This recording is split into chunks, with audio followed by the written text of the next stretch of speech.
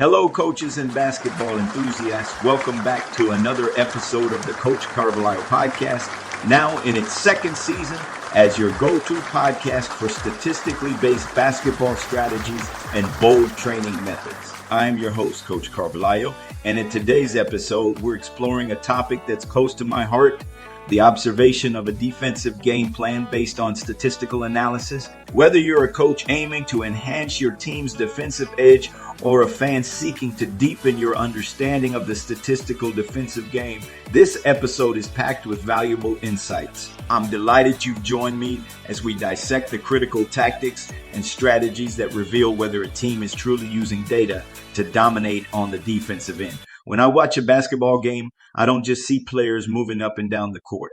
I see a complex interplay of strategies and tactics, especially on the defensive end. One of the first things I look for is how the defense handles the opposing point guard. By applying consistent pressure on the point guard, the defense aims to disrupt the flow of the offense and force mistakes. Effective defenses often force the point guard to one side of the court that is less favorable for the offense, reducing the number of effective passing options and plays. Additionally, a team that denies the reverse pass to the point guard aims to disrupt the offense's rhythm, making it harder for the point guard to reset the play and control the tempo. By making the point guard play at an uncomfortable pace, the defense can throw off the timing and execution of the opponent's offensive strategies. Another critical aspect is how the defense handles the opponent's top scorers. A clear sign of a statistical approach is how well a defense denies the ball to the opponent's top scorers. If the defense forces the scorer to work hard to get the ball, they are likely using data to recognize and neutralize threats. I observe not only the defense's reaction to the scorer's moves, but also their proactive stance in anticipating and disrupting them. This proactive stance, where the defense is one step ahead, can significantly reduce the scorer's effectiveness and overall team efficiency. By denying the point guard control of the game and primary scorer's offensive touches on a per-possession basis, the defense aims to minimize the opponent's scoring opportunities and disrupt their preferred rhythm. A team using statistical strategies often employs traps to force quick decisions and turnovers, shortening the opponent's possession time. Whether it's trapping the pick and roll or handoffs, these tactics are designed to minimize the opponent's offensive possession time. Denying penetrating passes and containing ball penetration are also critical. A solid defense will prevent easy drives to the basket, forcing the offense to take lower percentage shots. Rebounding is another area where I pay close attention. I count the number of players actively boxing out and fighting for defensive rebounds. Effective statistical defenses will have at least 2-3 players aggressively crashing the boards to prevent second chance points.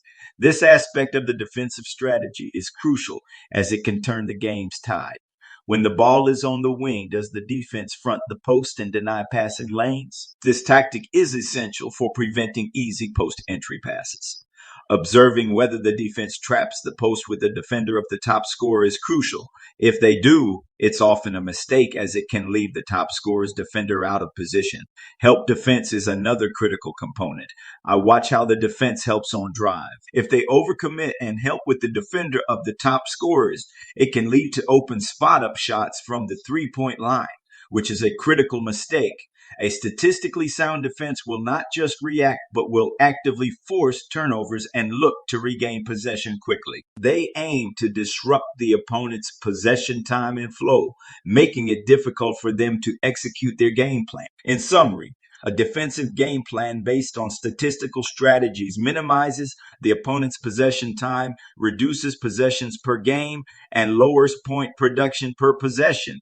As you listen and learn about these strategies, remember that you can implement them in your coaching or analysis too. A defense can make the opponent vulnerable and ultimately beatable by implementing tactics such as pressuring the point guard, denying top scorers, trapping strategically, and rebounding aggressively.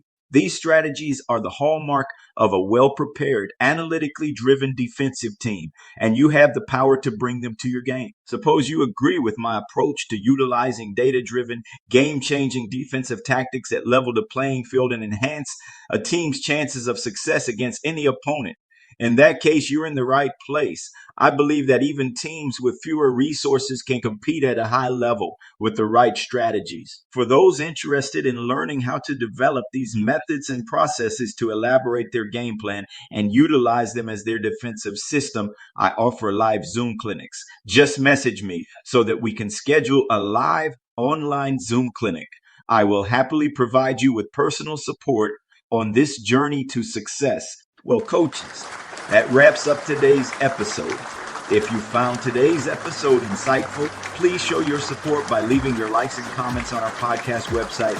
Your feedback helps us to continue bringing you valuable content, and your engagement is vital in attracting on-site advertisements. Remember that you can access our podcast on various platforms, including TuneIn, Spotify, iHeartRadio, Player Fam, and more. Search for Coach Carvalho Podcast to catch up on our episodes. Coaches, I look forward to having you as our guest on our next episodes. Until next time, the time is now to employ stat-based game plans. Based on critical advanced metrics, be audacious and compete to win. This is Coach Carvalho signing off.